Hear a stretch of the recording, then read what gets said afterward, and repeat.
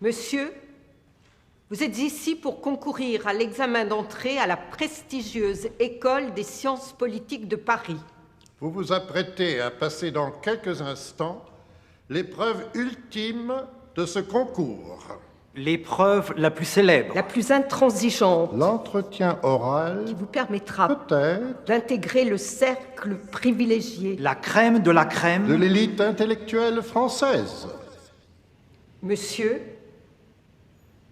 vous avez exactement 10 minutes pour nous parler de l'amour.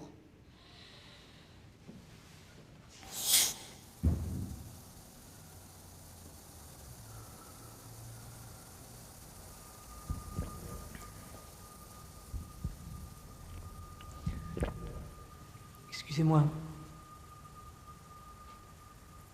Je pensais qu'il s'agissait d'un test de géopolitique. Le temps passe, monsieur.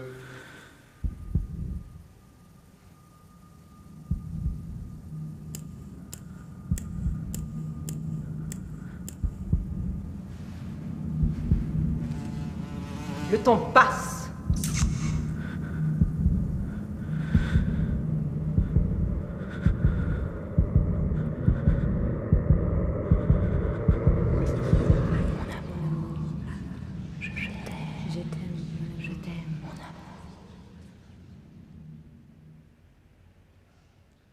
Et là où l'homme dans la souffrance perd la parole, un Dieu m'a donné de dire ce que j'endure.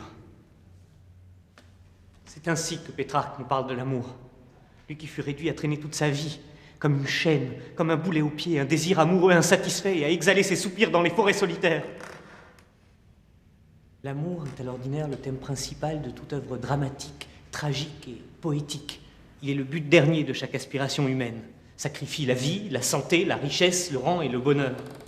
Il se joue des humains, qu'il chasse, qu'il aveugle, qu'il enflamme. C'est un démon hostile qui s'efforce de tout mettre à l'envers, de tout renverser, de tout détruire. Alors, pourquoi tout ce bruit, toute cette agitation autour d'une chose si nuisible?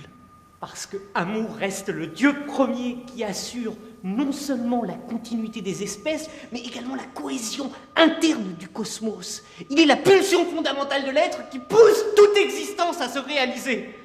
Il tend à surmonter, à assimiler des forces différentes, à les intégrer dans une même unité. L'amour est la recherche d'un centre unificateur, mais qui permet à l'humain de réaliser la synthèse dynamique de ses virtualités.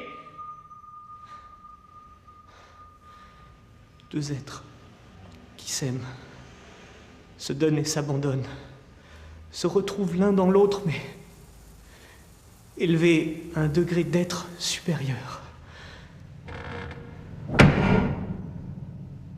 Monsieur, le temps qui vous était imparti est maintenant écoulé.